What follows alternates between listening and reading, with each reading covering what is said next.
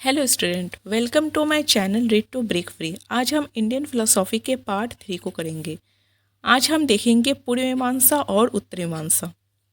इसके पहले पार्ट में हम देख चुके थे कि दर्शन क्या है, दर्शन के विकास के बारे में जाने थे, दर्शन की शुरुआत को देखे थे, साथ ही साथ वेद और उपनिषद को देखे थे। पार्ट 2 में हमने आस्तिक और नास्तिक संप्रदाय को देखे थे, जिसमें से आस्तिक में हमने सांख्य दर्शन और न्याय दर्शन को देख चुके थे। आज के पार्ट में हम पूर्व मीमांसा और उत्तर मीमांसा को देखेंगे। तो चलिए स्टार्ट करते हैं। तो पूर्व मीमांसा को मीमांसा दर्शन भी कहा जाता है। पूर्व मीमांसा का अर्थ होता है गहन विचार, मतलब गहन चिंता करना, किसी विचार पर गहन चिंतन करना, डीप कंटेम्पलेशन करना। इनके जो संस्थापक है वो महर्षि जैमिनी हैं। ये जो पूर्व मीमांसा है वो कर्मकांड और यज्ञ पर केंद्रित है। पूर्व मीमांसा में वेद को अपौरुषीय कहा गया है, मतलब वेद की जो रचना है वो किसी पुरुष ने नहीं किया है। इनके अनुसार हम अच्छे कर्म और अच्छा धर्म करके मोक्ष की प्राप्ति कर सकते हैं। कर्म और धर्म कौन सा? जो वेदों में बताए गए हैं। वेदों में हमें जो कर्म बताए गए हैं, मतलब जो ड्यूटी बताए गए हैं, जो ड्यूटीज बताए गए हैं, वो करके और धर्म का पालन करके मोक्ष की प्राप्ति कर सकते हैं। वेद में 4 कर्म बताए गए हैं। एक है नित्य कर्म। नित्य मतलब डेली रूटीन में हम जो काम करते हैं उसको बोलते हैं नित्य कर्म। जैसे कि सुबह उठना, फ्रेश होना, नहाना, पूजा करना, लंच करना, डिनर करना, ये सब जो है वो डेली रूटीन में आ जाता है। ये जो है नित्य कर्म में आ जाता है। दूसरा होता है नैमित्तिक कर्म, मतलब किसी स्पेशल ओकेशन में जो हम काम करते हैं, किसी विशेष अवसर पर जो हम काम करते हैं उसको जो है नैमित्तिक कर्म कहा जाता है। जैसे कि फॉर एग्जांपल जैसे जन्माष्टमी आ गए या फिर रामनवमी आ गए, उस टाइम हम मंदिर जाते हैं, पूजा पाठ करते हैं, दान दक्षिणा देते हैं, तो ये किसी स्पेशल ओकेशन में किया जा रहा है, तो इसको नैमित्तिक कर्म कहा जाता है। सेकंड है कामक कर्म। जब हम अपने इच्छा की पूर्ति के लिए जो भी काम करते हैं, अपने विशेष के लिए जो भी काम करते हैं, जो भी पूजा पाठ करते हैं, जो भी हम काम करते हैं उसको कहते हैं काम्यक कर्म कहा गया है। फोर्थ है पश्चाताप कर्म, मतलब पाप को नष्ट करने के लिए जो भी हम कार्य करते हैं उसको पश्चाताप कर्म कहते हैं। तो इस तरह जो है वो पूर्व मीमांसा में 4 कर्म बताए गए हैं। और धर्म क्या है? ये जो आपका यहाँ पे जो धर्म बताए गए हैं, कर्म तो समझ में आ गया कि जो वेद में जो हमारे 4 कर्म दिए गए हैं उसको जब हम नियमित तरीके से, मतलब वेद में जैसा बताया गया है उसी के अकॉर्डिंग जब हम करते हैं और जब हम धर्म का पालन करते हैं तब हमें मोक्ष की प्राप्ति होती है। लेकिन यहाँ पे धर्म क्या है? धर्म मतलब धर्म मतलब धारण करने योग्य। इसमें बताया गया है कि जो वेद में जो हमारे कर्म बताए गए हैं, जो हमारे ड्यूटीज बताए गए हैं, जब हम उसको सही तरीके से करते हैं तो उसे जो है वो धर्म कहते हैं। मतलब जब हम कर्म को, जब ड्यूटीज़ को एकदम सही तरीके से प्रॉपरली जैसे वेदों में बताए गए हैं उस प्रकार से करते हैं, मतलब हम अपना धर्म का पालन कर रहे हैं। उसी से ही धर्म का विकास हुआ है, उत्पत्ति हुई है। तो ये कहा गया है कि हम मोक्ष धर्म और कर्म के द्वारा प्राप्त कर सकते हैं। तो पूर्व मीमांसा में ये बताया गया है। नेक्स्ट हम देखेंगे उत्तर मीमांसा।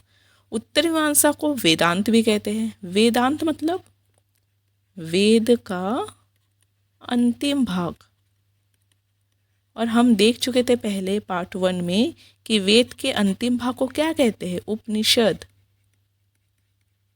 मतलब ये जो उत्तरी मीमांसा है वो कहीं ना कहीं उपनिषद से भी संबंधित है। तो उत्तरी मीमांसा के जो संस्थापक है वो बद्रायन वेद व्यास हुए। इनमें 3 मत है। ये जो उत्तरी मीमांसा है वो 3 मत में विभाजित है। पहला है अद्वैत, द्वैत और विशिष्ट द्वैत। अद्वैत में कहा गया है कि जो प्रकृति और पुरुष जो है वो दोनों एक है, मतलब हमारा बॉडी, हमारा जो शरीर है और हमारा आत्मा, सोल, वो जो एक है। पार्ट 2 में आपने देखा था कि जो प्रकृति मतलब जिन्हें हम देख सकते हैं, छू सकते हैं, जैसे कि हमारे आसपास का वातावरण, हमारा पेड़ पौधे, नदी तालाब, यहाँ तक कि हमारा बॉडी जो है वो प्रकृति है। और पुरुष क्या है? पुरुष मतलब शुद्ध आत्मा, जिन्हें हम देख नहीं सकते, छू नहीं सकते, बट वो एग्जिस्ट करता है। तो प्योर सोल को जो है वो शरीर मतलब पुरुष कहा गया है। तो यहाँ पे अद्वैत में कहा गया है कि प्रकृति और पुरुष मतलब हमारा बॉडी और हमारा जो आत्मा है दोनों एक है। जबकि द्वैतवाद में कहा गया है कि प्रकृति और पुरुष जो है वो दोनों अलग अलग है। विशिष्ट द्वैतवाद में कहा गया है प्रकृति और पुरुष अलग अलग होते हुए भी वो एक दूसरे के ऊपर डिपेंड है। उत्तरी मीमांसा का जो प्रमुख ग्रंथ हुए वो है ब्रह्मा सूत्र। अब हम इन तीनों को डील करेंगे, एक एक करके देखेंगे क्या है। तो सबसे पहले हम देखेंगे अद्वैतवाद। देखो, जो ये द्वैत है ना, इसका मतलब है 2 अलग अलग एलिमेंट्स, और अद्वैत मतलब 2 अलग अलग नहीं है, दोनों क्या है, एक ही है। तो यहाँ पे बताए गए हैं जो अद्वैतवाद है, इनके जो प्रतिपादक है वो है शंकराचार्य। इन्होंने कहा कि ब्रह्मा मतलब परमात्मा, भगवान की बात की जा रही है। ब्रह्मा मतलब परमात्मा और आत्मा जो है वो दोनों एक है, और आत्मा जो है वो ब्रह्मा का ही एक अंश है। मतलब यहाँ पे कहा जा रहा है कि परमात्मा मतलब ब्रह्मा और आत्मा दोनों एक है, दोनों में कोई भेद नहीं है। और परमात्मा का ही छोटा सा जो अंश है वो है आत्मा। इन्होंने कहा कि ब्रह्मा ही सत्य है, मतलब परमात्मा ही, ये जो परमात्मा है ये ही ब्रह्मा कहा गया है। तो इन्होंने कहा कि ब्रह्मा ही सत्य है और पूरे संसार में ब्रह्मा है, और ब्रह्मा जो है निर्गुण है। मतलब इन्होंने कहा कि ब्रह्मा ही सत्य है और पूरे संसार में ब्रह्मा है, मतलब पूरे संसार में एक का ही सत्ता है। वो कौन है? वो ब्रह्मा है। मतलब पूरे संसार में सिर्फ ब्रह्मा ही है, और ब्रह्मा को इन्होंने निर्गुण कहा, मतलब भगवान को इन्होंने, परमात्मा को इन्होंने निर्गुण कहा। निर्गुण मतलब जिनका ना कोई गुण होता है, ना मतलब ना कोई रंग होता है, ना रूप होता है। इन्होंने ब्रह्मा को निराकार कहा। और इनके अनुसार जो ये संसार है, ये जो संसार है वो एक माया है। माया मतलब एक भ्रम। भ्रम मतलब जो हमें दिखाई दे रहा है वो सच ना होना। एक मतलब जैसे कि हम ये जो संसार देख रहे हैं उसको हम सच मान रहे हैं, लेकिन एक्चुअली में ये सब झूठ है, ये सच नहीं है। तो इन्होंने कहा कि जो संसार है वो माया है, मतलब भ्रम है, और इस भ्रम के कारण ही, इस माया के कारण ही हम अपने आप को परमात्मा से अलग समझते हैं। और जब हमें सही ज्ञान मिल जाता है, जब हमें सही ज्ञान मिल जाता है, तब हम पाते हैं कि हम में और परमात्मा में कोई भेद नहीं है, मैं ही ब्रह्मा हूँ। इसीलिए इन्होंने कहा कि अहम ब्रह्मास्मि, मतलब मैं ही ब्रह्मा हूँ। और ये आभास कब होता है? जब हमें सही ज्ञान मिलता है। तो इन्होंने मोक्ष के लिए ज्ञान को सुप्रीम माना है। इन्होंने कहा कि हम सही ज्ञान से मोक्ष की प्राप्ति कर सकते हैं। मतलब जब हमें पता चल जाता है कि हम में और परमात्मा में कोई भेद नहीं है, तो हमें मोक्ष की प्राप्ति हो जाती है। तो ये अद्वैतवाद में कहा गया है। नेक्स्ट हम देखेंगे द्वैतवाद। द्वैत मतलब दो अलग अलग एलिमेंट्स। ये सांख्य दर्शन में भी, सांख्य दर्शन जो है वो भी द्वैतवाद पर आधारित है। तो इनके जो प्रतिपादक है वो माधवाचार्य हैं। इन्होंने कहा कि ब्रह्मा और आत्मा को अलग अलग माना और ब्रह्मा सगुण और साकार माना। मतलब इन्होंने कहा कि जो ब्रह्मा मतलब परमात्मा और आत्मा दोनों अलग अलग है, और ये जो ब्रह्मा है ये सगुण है और साकार है। मतलब सगुण मतलब सब गुण होते, इसमें रंग रूप और इनका कोई आकार होते। इन्होंने ब्रह्मा को भगवान विष्णु कहा, भगवान विष्णु कहा। और इन्होंने संसार के बारे में क्या कहा? इन्होंने कहा कि ये जो संसार है, ये जो माया है, ये भगवान विष्णु का ही शक्ति है। भगवान की जब हम भक्ति करते हैं तब हम इस माया के बंधन से मुक्त हो जाते हैं और हमें मोक्ष की प्राप्ति हो जाती है। तो इन्होंने मोक्ष के लिए भक्ति को सुप्रीम माना। इन्होंने कहा कि भक्ति करके और भगवान की कृपा से हम मोक्ष की प्राप्ति कर सकते हैं। नेक्स्ट है विशिष्ट द्वैतवाद। इनके जो प्रतिपादक हुए वो है रामानुजाचार्य। अगेन इन्होंने डिवोशन मतलब भक्ति को मोक्ष के लिए सुप्रीम माना। इन्होंने कहा कि हम भक्ति करके मोक्ष को प्राप्त कर सकते हैं। इन्होंने भी ब्रह्मा को साकार और सगुण कहा। मतलब ब्रह्मा का रूप होता है, रंग होता है, आकार होता है। इन्होंने भी भगवान विष्णु को ब्रह्मा कहा। इनके अनुसार आत्मा और ब्रह्मा अलग तो है ही, परंतु फिर भी ये एक दूसरे से कैसे भी करके संबंधित है। तो आज के वीडियो में हम इतना ही देखेंगे। हमने पूर्व मीमांसा और उत्तर मीमांसा को कंप्लीट देख चुके हैं। जैसे भी क्वेश्चन में पूछे जाते हैं उस पॉइंट्स को मैंने यहाँ पे कवर करने की कोशिश किया। अब हम जितने ही पढ़े हैं उसका एमसीक्यू सॉल्व करेंगे। तो हमारा फर्स्ट क्वेश्चन है, पूर्व मीमांसा के प्रवर्तक कौन है? ऑप्शन ए महर्षि व्यास, ऑप्शन बी महर्षि जैमिनी, ऑप्शन सी महर्षि पतंजलि या फिर ऑप्शन डी महर्षि कणाद। तो हमने अभी पढ़ा है कि जो पूर्व मीमांसा है उनके जो प्रवर्तक है, संस्थापक है, वो है महर्षि जैमिनी। तो यहाँ पे हमारा ऑप्शन बी जो है वो करेक्ट आंसर हो जाएगा। सेकेंड हम देखते हैं पूर्व मीमांसा दर्शन का मुख्य उद्देश्य क्या है? मतलब पूर्व मीमांसा दर्शन का मुख्य उद्देश्य क्या है? ऑप्शन ए वेद की पूजा, ऑप्शन बी कर्मकांड की व्याख्या, ऑप्शन सी ध्यान और साधना, या फिर ऑप्शन डी है आत्मा का साक्षात्कार। तो इनका जो पूर्व मीमांसा का जो मुख्य उद्देश्य है कर्मकांड की व्याख्या करना। तो यहाँ पे जो है ऑप्शन बी वो आपका राइट आंसर हो जाएगा। सेकंड, उत्तर मीमांसा दर्शन के प्रवर्तक कौन है? ऑप्शन ए महर्षि जैमिनी, ऑप्शन बी महर्षि व्यास, ऑप्शन सी महर्षि कपिल या फिर ऑप्शन डी महर्षि कणाद। तो हमने देखा था कि जो पूर्व मीमांसा है वो बद्रायन व्यास हुए, तो जो ऑप्शन बी है वो आपका राइट आंसर हो जाएगा। नेक्स्ट, पूर्व मीमांसा दर्शन का प्रमुख ग्रंथ कौन सा है? ऑप्शन ए योग सूत्र, ऑप्शन बी सांख्यकारिका, ऑप्शन सी मीमांसा सूत्र या फिर ऑप्शन डी न्याय सूत्र। तो पूर्व मीमांसा का जो प्रमुख ग्रंथ है वो किनको माना जाता है? तो मीमांसा सूत्र को माना जाता है। ऑप्शन सी जो है वो आपका राइट आंसर हो जाएगा। नेक्स्ट, उत्तर मीमांसा दर्शन में माया का क्या अर्थ है? ऑप्शन ए संसार का कारण, ऑप्शन बी ब्रह्मा का प्रतिबिंब, ऑप्शन सी अज्ञान का आवरण या फिर ऑप्शन डी भक्ति का साधन। तो हमने देखा था कि जो माया है वो किसके कारण आता है? अज्ञानता। और जब हमें सही ज्ञान मिल जाता है तो हमें मोक्ष की प्राप्ति हो जाती है। तो यहाँ पे ऑप्शन सी जो है आपका राइट आंसर हो जाएगा।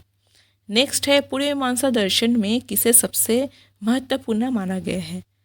ऑप्शन ए ईश्वर, ऑप्शन बी वेद या ऑप्शन सी आत्मा या फिर ऑप्शन डी प्रकृति। तो पूर्व मीमांसा में हमने देखा था कि इनका जो प्रमुख उद्देश्य है वो कर्म कांड करना, और कर्म कांड मतलब कर्म और धर्म, और एक कर्म धर्म कौन सा? जो वेद में बताया गया है। तो यहाँ पे ऑप्शन बी जो है वो आपका राइट आंसर हो जाएगा, वेद। नेक्स्ट क्वेश्चन, पूर्व मीमांसा दर्शन का मुख्य रूप से किस पर केंद्रित है? भक्ति पर, ज्ञान पर, कर्म पर या फिर मोक्ष पर? तो हम देखे थे कि जो पूर्व मीमांसा है वो आपके कर्म पर है। अच्छा, कर्म और धर्म, तो ऑप्शन सी जो है वो आपका राइट आंसर। उत्तरी मीमांसा का प्रमुख ग्रंथ क्या है? ऑप्शन ए ब्रह्मा सूत्र, ऑप्शन बी मीमांसा सूत्र, ऑप्शन सी योग सूत्र या फिर ऑप्शन डी न्याय सूत्र। तो हमने देखा था कि उत्तरी मीमांसा का जो प्रमुख ग्रंथ है वो है आपका ब्रह्मा सूत्र। ऑप्शन ए जो है वो आपका राइट आंसर हो जाएगा। नेक्स्ट, पूर्व मीमांसा दर्शन में किस प्रकार के कर्म पर बल दिया गया है? नित्य और नैमित्त कर्म, केवल नित्य कर्म, केवल काम्यक कर्म, केवल पाप कर्म। तो हमने देखा था कि जो पूर्व मीमांसा है वो नित्य और नैमित्तिक कर्म दोनों की बात करता है। तो यहाँ पे ऑप्शन ए जो है वो आपका राइट आंसर हो जाएगा। उत्तरी मीमांसा दर्शन के प्रवर्तक कौन है? महर्षि जैमिनी, महर्षि व्यास, महर्षि कपिल या फिर महर्षि कणाद। ये क्वेश्चन रिपीट हो चुका है, हम देख चुके थे कि जो महर्षि व्यास है वो उत्तरी मीमांसा के प्रवर्तक हुए। तो ऑप्शन बी जो है वो राइट आंसर हो जाएगा।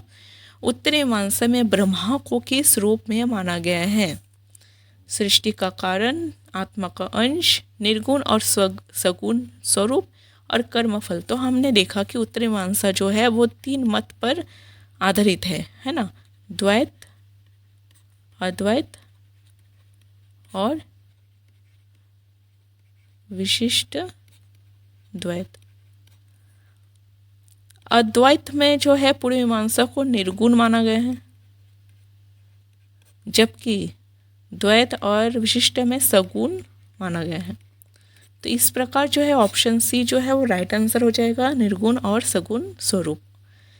नेक्स्ट है, पूर्व मीमांसा दर्शन के सिद्धांत का समर्थन करता है? ऑप्शन ए अद्वैतवाद, ऑप्शन बी द्वैतवाद, ऑप्शन सी ईश्वरवाद या फिर ऑप्शन डी ईश्वर निरपेक्ष कर्मवाद। तो यहाँ पे आपका ऑप्शन डी जो है वो राइट आंसर हो जाएगा, कर्मवाद। ईश्वर निरपेक्ष कर्मवाद पद्धति है इसका जो सिद्धांत पूर्व मीमांसा दर्शन का सिद्धांत है। नेक्स्ट है, पूर्व मीमांसा दर्शन के अनुसार अपूर्व का क्या अर्थ है? आत्मा की स्वतंत्रता, कर्म का अदृश्य फल, ईश्वर की कृपा या फिर ज्ञान की प्राप्ति। पूर्व मीमांसा में कर्म की बात की गई है, तो इनका अर्थ है कर्म का अदृश्य फल। मतलब जो कर्म है उनका जो फल है, भले हम सही कर्म करें या फिर गलत कर्म करें, उनका फल मिलना ही है, लेकिन वो हमें दिखाई नहीं देता है। जैसे कि आज हम सही कर्म किए, इसका मतलब ये नहीं है कि हमें आज ही जो है उसका सही फल मिलेगा, हो सकता है हमें कुछ दिन के बाद मिले। सेम चीज़ जो है वो पाप कर्म के लिए भी हो जाता है। तो ये जो कर्म है वो अदृश्य फल है, मतलब फल, कर्म से जो हमें फल मिला है वो ये हमें बाद में दिखाई देने लगता है। तो यहाँ पे ऑप्शन बी जो है वो राइट आंसर हो जाएगा। नेक्स्ट है, पूर्व मीमांसा दर्शन किस प्रकार का दर्शन है? ऑप्शन ए नास्तिक दर्शन, ऑप्शन बी आस्तिक दर्शन, ऑप्शन सी भौतिकवादी दर्शन या फिर ऑप्शन डी यौगिक दर्शन। तो पूर्व मीमांसा जो है वो आपका आस्तिक दर्शन में आ जाता है। तो यहाँ पे ऑप्शन बी जो है वो आपका राइट आंसर हो जाएगा। उत्तरी मीमांसा के अनुसार मोक्ष का क्या अर्थ है? ऑप्शन ए कर्मों का नाश, ऑप्शन बी पुनर्जन्म से मुक्त, ऑप्शन सी ब्रह्मा का साक्षात्कार या फिर ऑप्शन डी ईश्वर की कृपा। तो यहाँ पे मोक्ष मतलब, उत्तरी मीमांसा में मोक्ष मतलब ब्रह्मा का साक्षात्कार। तो यहाँ पे ऑप्शन सी जो है राइट आंसर हो जाएगा। इस प्रकार आज का हमारा पार्ट 3 जो है वो कंप्लीट हो जाता है, जिसमें हम पूर्व मीमांसा और उत्तरी मीमांसा को देख चुके हैं पूरे कंप्लीटली, साथ ही साथ उससे रिलेटेड MCQ भी सॉल्व कर लिए हैं। नेक्स्ट वीडियो में हम जो दर्शन का जो और भी जो दर्शन बचे हुए हैं उसको कंप्लीट करेंगे। तो तब तक के लिए bye and take care, have a great day.